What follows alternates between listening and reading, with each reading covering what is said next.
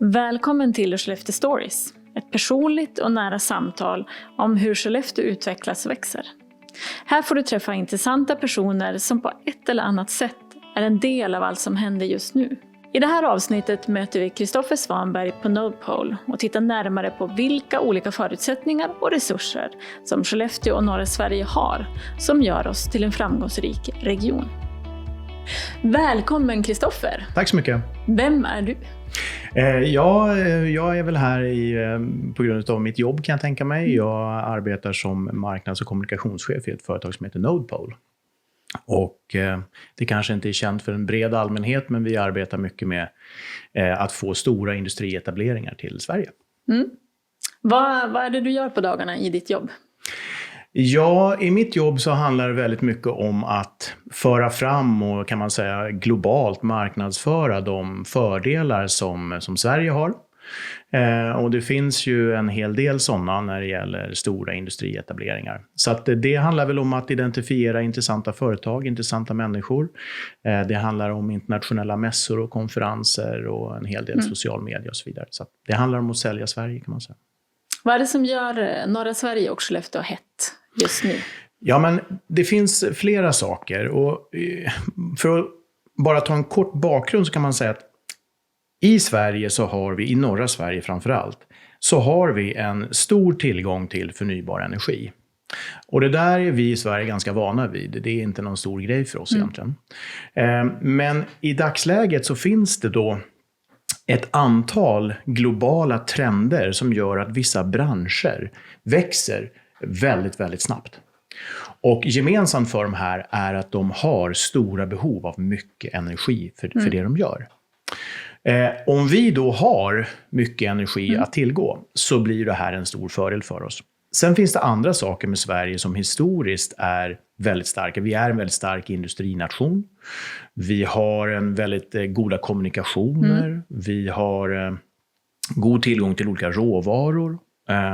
Vi har en ypperligt fungerande arbetsmarknad, kompetenta medborgare och så vidare. Så att Sverige har ett väldigt, väldigt bra läge att attrahera de här branscherna till Sverige. Och på Nodepole så brukar vi prata om att det som är vårt uppdrag, det vi gör, det är att nyindustrialisera Sverige. Om man tänker både på Skellefteå och norra Sverige och Sverige-perspektiv. Vad är det för frågor som ni får om den här regionen? Känner man till Sverige och norra Sverige? Man känner till Sverige. Vanligtvis så är det nog så att det här håller på att ändras, men vanligtvis är det nog så att man inte har Sverige överst på sin så att säga, lista av länder som man investerar i. Men det håller på att ändras. Och det är drivet av de senaste årens stora investeringsbeslut i Sverige. Northvolts etablering i Sverige och här i Skellefteå är en sån. Men vi har ju även stora IT-bolag som har valt att investera i Sverige, och då tänker jag på bolag som Facebook, som Microsoft, Google och även Amazon. Och det är klart att om alla de bolagen väljer att investera i ett land så är det klart att det uppmärksammas. Men det här bygger på, tycker jag, två saker. Det ena är Sveriges mycket goda förutsättningar, men också då det arbete som är gjort inom Sverige. Kan du berätta några projekt som är på gång som håller på att hända just nu och som kanske kommer av Northvolt-etableringen eller före? Eller? Ja, men absolut. Vi är två branscher som vi kan man säga jobbar mest intensivt med. Den ena handlar då om det här med datacenter. Och där har vi ju haft nyligen stora beslut, och framförallt från Microsoft som håller på med ett stort projekt i Gävle-Sandviken. Som kommer att vara ett av de största datacentren i Norden i alla fall, och kanske ett av de större globalt. När det gäller Northvolt så är det ju otroligt spännande, för att Northvolts ansats handlar ju om att bygga världens grönaste batteri. Och för att det ska hända, så förutom Northvolts egen så att säga, produktion, så har man ju behov av ett antal underleverantörer. som ska leverera till den här fabriken här i Skellefteå. Och för att de här batterierna ska bli så gröna som Northvolt önskar, så behöver även de underleverantörerna finnas här i närområdet för att producera. Och det hänger helt enkelt ihop med att i Sverige har vi gott om grön energi. Så har man då en process som kräver mycket energi, då vill man helst inte ha den produktionen i Kina eller Polen och så vidare. För deras sätt att producera el är inte speciellt hållbar. Nej. Och det gör att produkten som de levererar in inte blir speciellt hållbar. Så här finns ju då en hel leverantörskedja som ska byggas upp, och det arbetar vi med jättemycket just nu. Du nämner ju att man har fått en ny syn på Sverige som land för investeringar tack vare den här etableringen av Northvolt 1 i Skellefteå, men även deras övriga investeringar. Hur påverkar en sån här investering en region? För jag tänker mig att det inte bara är Skellefteå som påverkas, utan... Nej, men det är ju det är verkligen så. Northvolt-etableringen i Sverige och här i Skellefteå är ju en angelägenhet för hela norra Sverige och kommer att påverka hela norra Sverige. Det här är en investering och en etablering av en sån storlek med 3000 arbetstillfällen direkt i fabriken, att Skellefteå som stad och kommun, det är fler som behöver hjälpa till och som kommer att lösa det här. Jag tror att vi kommer att tala om den här perioden som före och efter Northvolt. En fabriksetablering på 3000 arbetstillfällen och någonstans runt en 30 miljarder i investering är såklart en förändring av hela den här regionen. Skellefteå som stad kommer att se, tror jag, lite annorlunda ut om 10 år. Den kommer att vara större, den kommer att vara mer internationell och så vidare. Men det är ju en fantastisk tillväxtmöjlighet för hela den här regionen. Och jag tror att någonting som jag har försökt att förmedla under lång tid, det är att vi är, här i den här regionen så är vi vår egen lyckas smed. Vi måste titta på oss själva som en av Europas mest intressanta utvecklingsregioner. Snarare än det som ibland kan komma fram sådär att varför vill någon komma hit? Jag tror att det är precis tvärtom. Vi är ett av de mest attraktiva regionerna i Europa. Ibland så får vi höra frågor från personer som undrar, men kommer strömmen att ta slut? Ja, precis. Hur svarar vi på den frågan? Ja, det första svaret är nej. Strömmen kommer inte att ta slut. Och det här blir, tycker jag, i nyhetsmedia en lite förenklad diskussion då, naturligtvis. Va? Men om man gör ett lite enkelt exempel så skulle man kunna säga, låt oss anta att vi ska fylla ett badkar med vatten. Då är det ju 2 saker som är viktiga. Det ena är att har vi vatten att fylla det med? Ja. Och frågan är sen, fyller vi det med ett sugrör eller med en brandslang? Och det är ju då kapaciteten. Och om man tänker sig då att det där vattnet är våra kilowattimmar och brandslangen, det är vårt elnät. Så är det så att i Sverige så har vi hur mycket vatten som helst. Men på vissa platser så har vi sugrör snarare än brandslang. Det vill säga, på vissa platser så har vi ett kapacitetsproblem att få fram den här energin i tillräcklig omfattning. Och det finns det på vissa ställen i Sverige där det här är utmanande och där man helt enkelt behöver förstärka elnätet för att det här ska funka. I norra Sverige och i den här regionen så är det inget problem. Vi har, höll jag på att säga, nästan obegränsad tillgång till energi som är helt förnybar och grön. Så det är inget problem, utan det här är ju tvärtom det som gör att för elintensiv industri så är Sverige och specifikt norra Sverige oerhört intressant. Om man zoomar ut i ett Europaperspektiv, är vi fortfarande intressanta utifrån förnybar energi och priset? Ja, men alltså det är ju så här att när vi i Node-Pool-arbetet är ute på både branschkonferenser eller träffar intressanta bolag, så vanligtvis har man ju någon sorts presentation med sig och man har en berättelse om varför det här är bra. Men det går också att genomföra de mötena med en enda graf. Och den säger egentligen att vi har dels kostnadsmässigt en av Europas lägsta kostnader för energi. Men också den kanske hållbaraste energin i hela Europa. Så du får liksom 2 vinster om du etablerar det här. Det kommer att vara bra för ditt företags resultaträkning. Och du kommer långsiktigt att vara, så att säga, säkrad utifrån ett miljö- och klimatmässigt perspektiv.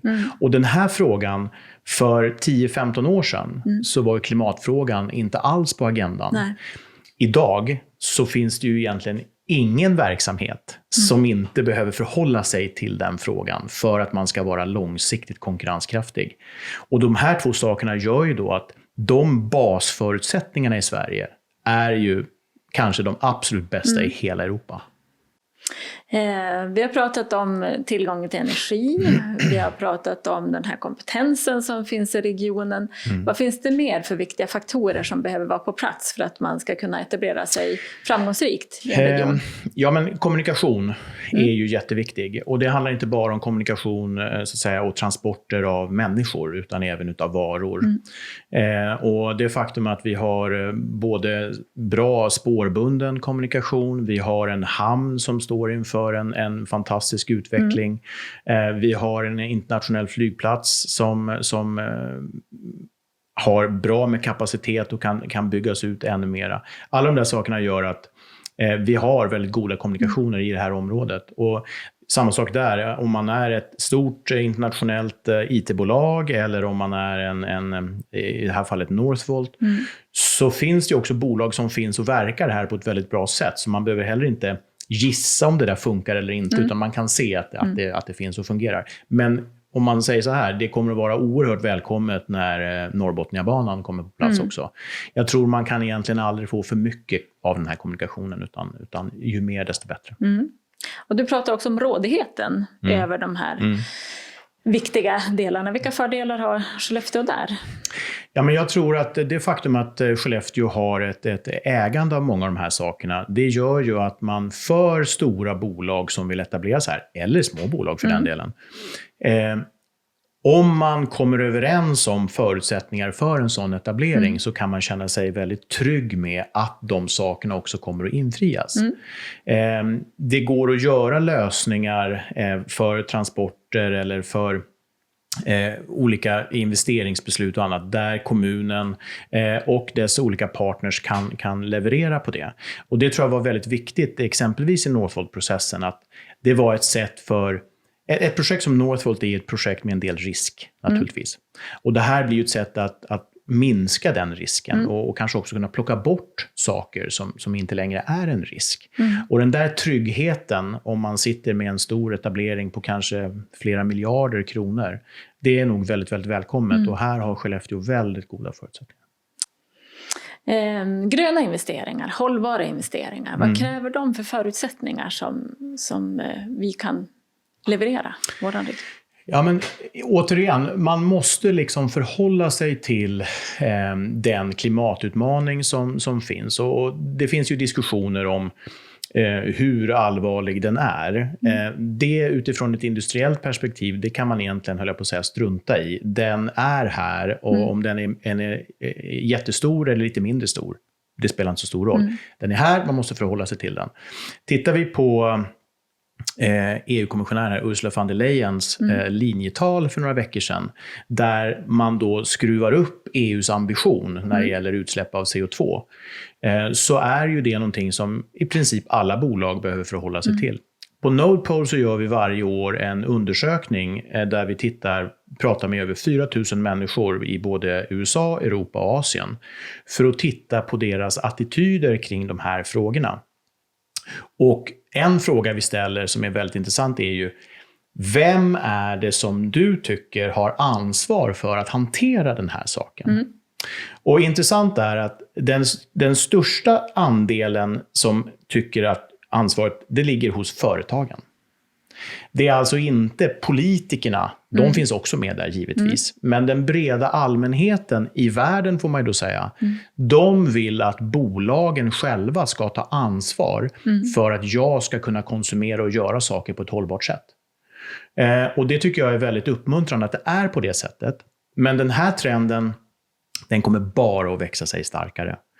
Och det kommer att handla väldigt mycket för de här bolagen då, som drar mycket energi. Så kommer energifrågan att vara helt avgörande. Så under lång tid skulle jag påstå så har svensk energiproduktion varit liksom fundamentet i den svenska välfärden och den svenska utvecklingen. Det har gjort att vi har byggt ut vår vattenkraft, det har gjort att vi har byggt kärnkraft, det har gjort att vi investerar hårt nu i vindkraft. Men det har också gjort att vi har väldigt, väldigt starka och robusta elnät. Det har liksom skapat välstånd i Sverige över 100 år. Men det är också då förutsättningar som nu, när en helt ny industriera växer fram, är perfekta. Och därav den här diskussionen att vi vill nyindustrialisera Sverige. Det finns möjligheter att bygga helt nya branscher och industrier i Sverige. Och det pågår för fullt och det är jätteroligt att se. Så man kan säga att det finns ett antal grundläggande förutsättningar som är lite svåra att flytta på, som gör att norra Sverige... Så är det. Tittar man på stora delar av Europa, vi kan ta Tyskland som ett exempel. Här har man ju en stor del av sin energiproduktion från kolkraftverk. Och den där kolkraften är ju tänkt att man ska fasa ut över de närmaste 15-20 åren. Men den står ju för en väldigt, väldigt stor andel av Tysklands energiproduktion. Så det är ju inte helt enkelt att bara ta bort den. Och det där gör att energiförbrukningen i Tyskland, den kommer med, vi har ett mått där vi pratar om mängden gram koldioxid per kilowattimme. Och i Sverige så ligger den på 14 gram, medan i Tyskland så ligger den på över 350 gram per kilowattimme. Så det här är ju inte bara en liten skillnad, utan det är ju en enorm skillnad. Och har du då en stor verksamhet som drar mycket energi, så blir ju ditt CO2-avtryck därefter. Och som sagt, helt rätt, det där flyttar man inte på hur som helst. Så den här förutsättningen i Sverige, den har vi. Så jag kan tycka att det är nästan vår skyldighet att kapitalisera och göra bra saker här för Sverige. Och tittar man på Sverige som land och vad vi kan göra i den globala klimatutmaningen, så är det ju faktiskt så att attrahera de här bolagen att bygga sin verksamhet här i Sverige istället för i Polen, Tyskland och så vidare. Det är ju världens klimatvinst. Så kanske inte alltid vi själva eller våra politiker ser på det. På Nordpol så är det ju precis det där som är liksom våran säljpitch på Sverige. Så där finns det liksom jättegoda möjligheter att göra stora miljövinster genom att välkomna de här bolagen hit. Och det handlar just om det där, välkomna dem hit. Så man kan säga att om Europa och världen vill ställa om till en grön produktion, då är norra Sverige och gärna Skellefteå en väldigt viktig nyckel. Absolut, är det så. Det är en jätteviktig nyckel till det. En viktig förutsättning för norra Sverige är ju mineralutvinning och möjligheten att ta tillvara på det metallskrot som produceras också för att göra metaller. Hur viktigt är den här industrin för en hållbar region? Ja, men det är ju en industri som har varit väldigt stark i Sverige och i norra Sverige under lång tid. Och har ju satt norra Sverige på kartan, verkligen. Och jag tycker det är fantastiskt att se de saker som Boliden nu gör i att utveckla hållbar gruvbrytning, hur man arbetar med energifrågan på ett väldigt, väldigt progressivt sätt. Men också hur vi har det gigantiska hybridprojektet i Luleå där man ska producera grönt stål. Alltså det här är saker som, förutom att de främjar klimatutmaningen och svensk industri, så främjar de också regionen på ett sätt som jag tycker är imponerande. Saker som sagt både Boliden, LKAB, SSAB, Vattenfall och så vidare. Man satsar gigantiska pengar på det här.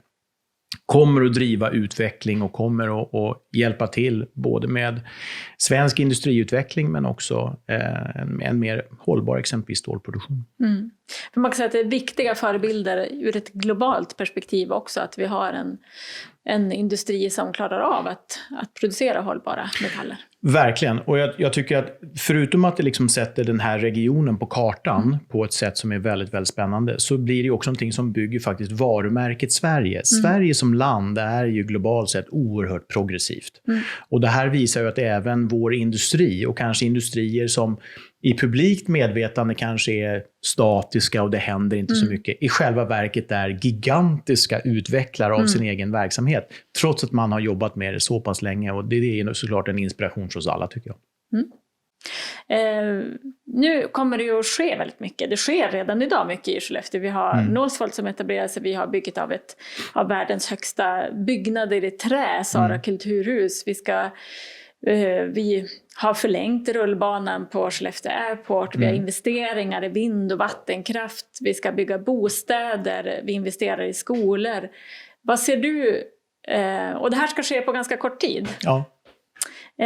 Vilka utmaningar kan du se? Och vad kan vi hitta för lösningar på de utmaningarna? Ja, men det är som du säger att jag tror att det är väldigt viktigt att man i norra Sverige, men speciellt här i Skellefteå, inte ser på Northvolt som den slutgiltiga delen, utan det är ju starten på en helt ny era. Både när det gäller fler investeringar som kommer hit i form av industribolag, men också då allt som behöver ske i samhället i stort för att kunna härbärgera det här. Och det är klart att för många olika verksamheter här i regionen, både kommunala och privata, så har man ju varit van att göra saker på ett visst sätt och i en viss takt och ett visst tempo. Och plötsligt så behöver allting gå jättefort. Och det där är ju naturligtvis en utmaning. Så jag tror att en stor del i det här, det handlar nog om mod. Man måste våga agera, man kan inte sitta och vänta. Det finns säkert de som tittar på det här eller som följer Northvolt-projektet som tänker, kommer det verkligen att bli något? Och jag tror att nu har Northvolt tagit in runt 35 miljarder kronor i kapital. Jag tror, om jag har läst rätt, att de har ordrar på runt 140 miljarder kronor. Bygget går fantastiskt bra borta på Hedensbyn. Jag tror att det är dags att sluta tvivla kring om det kommer att bli något. För det är också väldigt viktigt. Man måste tro att det här kommer att fungera. Det kommer att producera saker där. Det kommer att finnas 3000 anställda borta på Hedensbyn. Och då plötsligt så blir det ju väldigt, väldigt bråttom. Så jag tror det här mod att agera och göra saker, det är jätteviktigt. Det går inte att vänta. Byggandet av bostäder är en sån utmaning. Ja, det är det ju. Det handlar ju om att kunna få människor att, precis som bolag, på ett enkelt och lätt sätt flytta hit. Och det där är också viktigt att släppa en del såna här tankar kring, är det någon som vill bo här? Absolut. Som sagt, jag är själv inflyttad sedan snart 10 år och jag kan kvittera att det är en fantastisk plats att bo på. Men som sagt, det gäller att skapa förutsättningar för det, och det är väl en stillsam uppmaning till de byggbolag och annat fastighetsbolag som är verksamma i regionen. Vänligen stoppa spaden i backen och börja bygg. Man kan inte förlita sig på gamla modeller kring kreditprövningar och annat. En uppmaning till alla banker som gärna får släppa på det om det är ett problem. Det här är en helt unik plats i Europa just nu som de närmaste 30 åren kommer att ha en fantastisk tillväxt. Så det faktum att det inte står fler lyftkranar och byggen igång redan nu tycker jag faktiskt är lite frustrerande. Du var inne på det här, du pratade om Skellefteå som plats att bo och leva på. Vad tycker du är liksom det fina med att befinna sig just här i livet? Ja, men, jag kan säga att när jag flyttade hit så var min tanke att bo här i kanske ett par 3 år. Nu har det gått 8 år och vi är väl mer rotad än någonsin. Jag tycker att det är en fantastisk plats att bo på av den enkla anledningen att man kan få, tycker jag, lite grann det bästa av bägge världar. Du har en fantastiskt fin vardag, du har en jättetrevlig stad, du har närhet till natur och mängder av saker som skapar en jättefin livskvalitet. Men du är fortfarande en timme bort ifrån exempelvis Stockholm. Återigen, kommunikationerna otroligt viktiga. Men för mig så är det ingen som helst problem att ha ett möte bokat i Stockholm 8:30 på morgonen. Det kan till och med vara så att det är större sannolikhet att jag är på plats på det mötet än om du bor i Saltsjöbaden i Stockholm. Så att kunna ha den där närheten mellan både då det fina, sköna, härliga, enkla livet här i Skellefteå samtidigt som du kan ha närheten till de stora städerna. För mig så tycker jag det är helt perfekt. Jag har en fantastisk dotter som nu är 11 år. Och hela det här, det som ibland pratas om som livspusslet, blir ju betydligt enklare än i stora städer. Sen att det fortfarande är sådär att folk kan, höll jag på att säga, gå hemifrån utan att låsa huset. Och det finns lite såna här gulliga grejer tycker jag. Men det är en fantastisk plats att bo på. Så att det gäller att skapa förutsättningar. Men jag tror också man ska vara beredd på att de som kommer och vill flytta hit, de kommer också, tror jag, med vissa krav på sitt boende. Vad är det som, om vi ska flytta till Skellefteå, vad vill vi ha? Ja, de kanske vill ha en fin tomt att bygga på, eller de vill kunna köpa ett trevligt hus och sådär. Lägenheter är såklart också jättebra, men jag tror att det är viktigt att det finns nästan lite som ett smörgåsbord att välja mellan vad man vill ha för ett boende. Så det finns väldigt mycket som gör att folk kommer att vara sugna på att flytta hit. Så att år 2030 så har vi satt ett befolkningsmål på 80 000 invånare. Hur tänker du kring det målet? Vad tror du att vi ser när vi möts år 2030, du och jag? Jag tror att vi ser en betydligt större stad. En stad som fortfarande har kanske en ännu starkare framåtanda och framtidstro än vad vi har idag. Alltså den här positiva spiralen som Skellefteå med region är på väg in i, det är inte en spiral som kommer att ta slut. Det är inte så att den spiralen snurrar nu i 5 år och sen så fejdar den bort och sen så blir det som vanligt, utan den kommer att fortsätta att driva sig själv. Vi kommer att se en mer internationell stad. Vi kommer, tror jag, att se ett större universitet. Jag tror vi kommer att se mer unga människor som vill komma hit. Jag tror vi kommer att se en ännu större entreprenörsdriv och start av unga bolag. Jag tror att det kommer att fortsatt vara en av de mest spännande utvecklingsregionerna definitivt i Sverige, men antagligen en av de mest spännande regionerna tycker jag i hela Europa. Jag tror vi kommer att se en ökad turism. Ett ökat intresse för hela den här regionen. Det som tidigare har pratats om Norrland som avfolkningsbygd tror jag kommer att ändras. Jag tror vi kommer att se en större uppflyttning till norra Sverige än utflyttning av norra Sverige. Så jag tror att det kommer att se väldigt, väldigt intressant och spännande ut också. Tack så mycket, Kristoffer. Tack.